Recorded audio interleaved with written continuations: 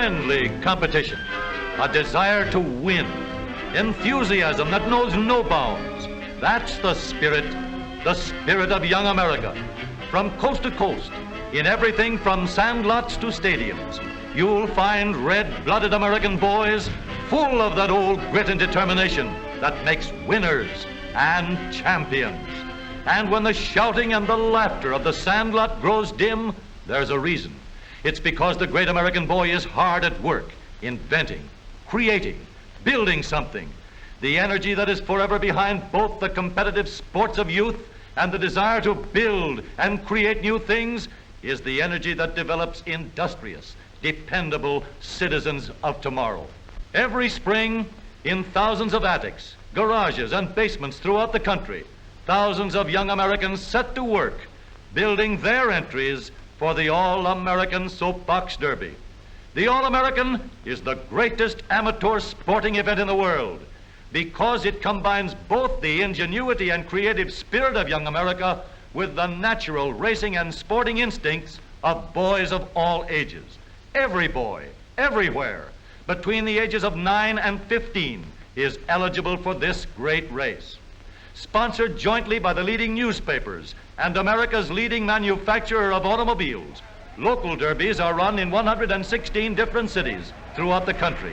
Each of these local champs is already the proud possessor of the M.E. Coyle Trophy. The place? Akron, Ohio. The time? The morning of August 16th. The excitement?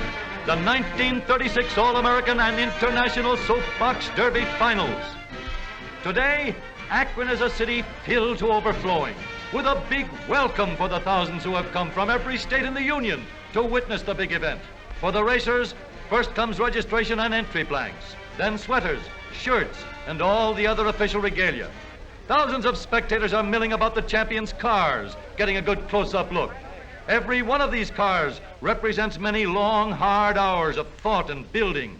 In every one can be seen the inventive and creative ingenuity of our American boys. Each entry gets his car weighed in, and an official sticker shows that the car has been checked by the technical committee and complies with all the rules. The medals and trophy awards and other prizes, too, share the limelight.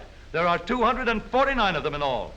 And here are 116 All-American boys that have won their local derbies and have come to Akron to compete for the coveted title, All-American Soapbox Derby Champion for 1936. A few of the champions are taking time out for a sightseeing tour of the city, but most of them are going direct to the excited to think of anything but the big race. The thousands of spectators begin to fill the grandstand and line the sides of Soapbox Derby downs.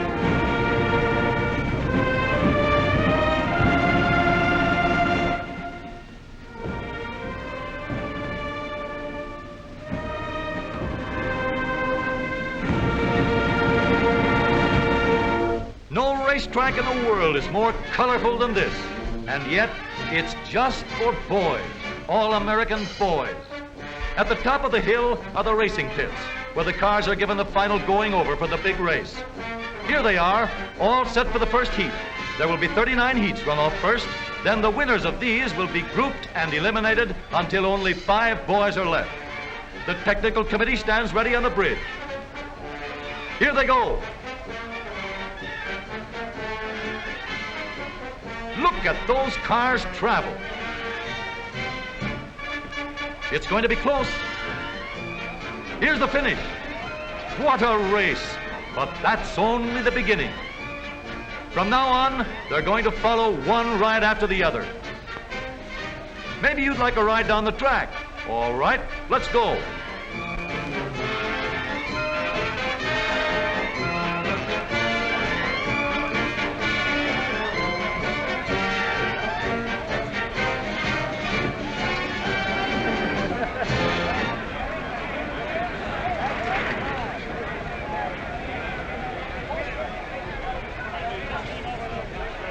Hey, looks like we got off that one just in time.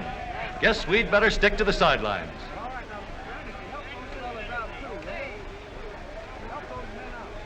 Here are Graham McNamee and Tom Manning getting ready to broadcast over a great nationwide hookup.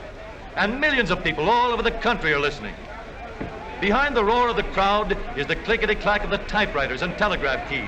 Stories of the race flashing over the wires. Pictures, too, both for the newspapers and newsreels. Harry Hart's and Wild Bill Cummings, famous race drivers, officiate at the finish line. Here goes another heat. Look at the body English on that start. But then everything's fair as long as he doesn't get off and push. Three boys straining with every muscle, living in 1 minute the climax to all the hopes and ambitions of months of preparation. What a story there is behind every boy and his racer. And now the last preliminary heats are over. Only 5 boys remain to fight it out for the coveted honor of being hailed the new champion. Onto the truck they go for the trip back up the hill. Away go the first 3.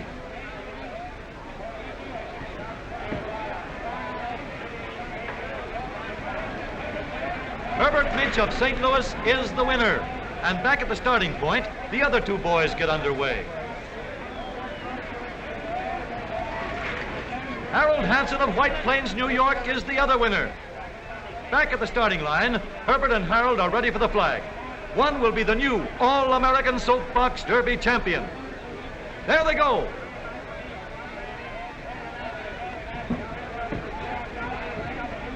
A new national champion, Herbert Minch of St. Louis, crosses the line, the winner. But Herbert can't rest on his laurels as yet. Now both boys go back to the top of the hill and get set for the international race, racing against the champion from over the ocean, Norman Newman of South Africa.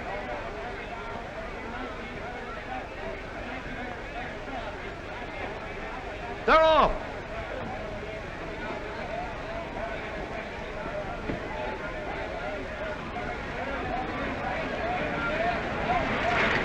Herbert Minch is first, Harold Hansen second, Norman Newman of Pretoria, South Africa third.